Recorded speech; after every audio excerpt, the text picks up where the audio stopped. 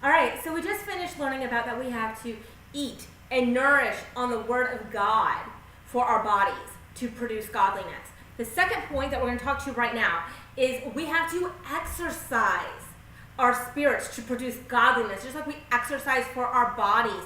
1 Timothy 4:7 tells us that we need to exercise for our pursuit of godliness. Okay? Exercise means to let self-discipline come in. Just like it takes self-discipline to get on that treadmill every day, to go to that gym, to go for that walk, to lift those weights for our body. Okay, it takes discipline, it takes structure, it takes stretching, it takes doing things that are uncomfortable, it takes doing things that maybe we've never done before, and it's stretching our bodies, right? Well, likewise, we have to do that to our spirits, because as we eat on the Word of God, okay, as we spend more time in devotion with Him and reading His Word, He is going to speak to us and guide us to what? To transform our minds, to transform our thinking, okay? And it's to not just transform our thinking on how we do church. It's transforming our thinking on every area of our life, okay? He is going to stretch us and exercise our faith and stretch our faith and stretch our mind and stretch our habits and transform our ways that we do things, okay? He's going to take things like how we handle money, our finances, and He's going to give us new ways of handling those situations, new ways of processing that information, new habits regarding money, new outlooks, new behavior on money. He's going to do that with our career choices, our marriage, our families, our parenting, our relationships, our congregation, every area of our life. When you are spending time in devotion with God, it must produce action. It will produce, absolutely, it will produce transformation. It will produce exercise. It will stretch you. It will change the way you think about every area. It will change. It must change every area of how you react to things. You know, do you still get angry, or do you show patience? Are you still depressed all the time, or do you show joy in the midst of a storm? Okay, are you still anxious, or do you show peace? You know, bearing all those fruits of the Spirit. Okay, are you still impulsive at things, or do you finally exhibit self-control and self-discipline? Okay, those are all behaviors God talks about in His Word. Spending time with Him, being a follower of Christ, make no mistake, must produce fruit. Otherwise, you're dead.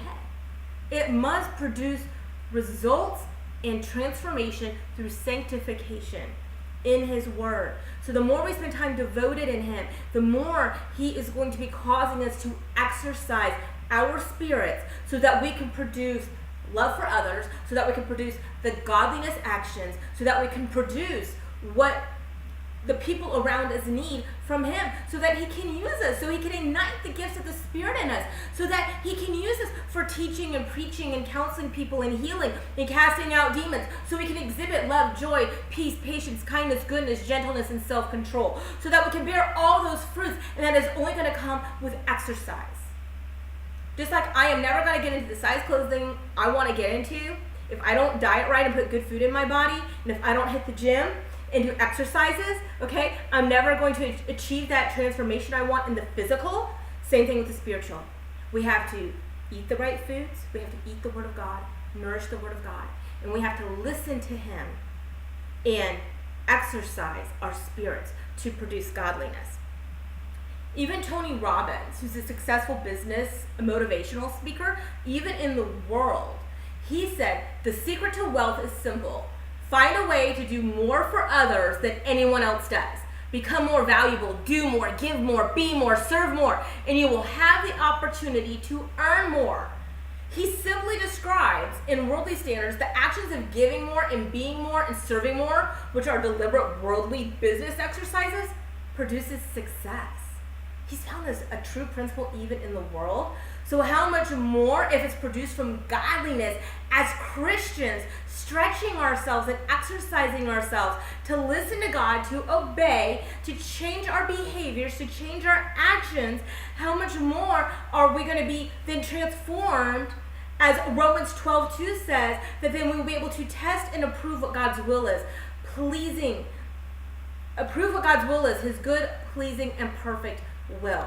Okay? It's not about copying the behavior and customs of this world, but it's letting God transform us from the inside out.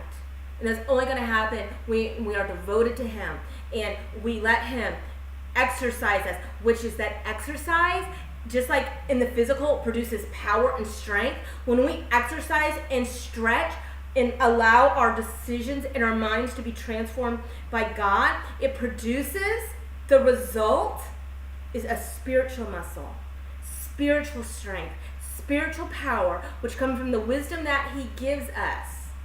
Which leads us to our third point, which is you must produce muscle. You must produce godliness. And that's going to be the result of the exercise. We're going to do that next.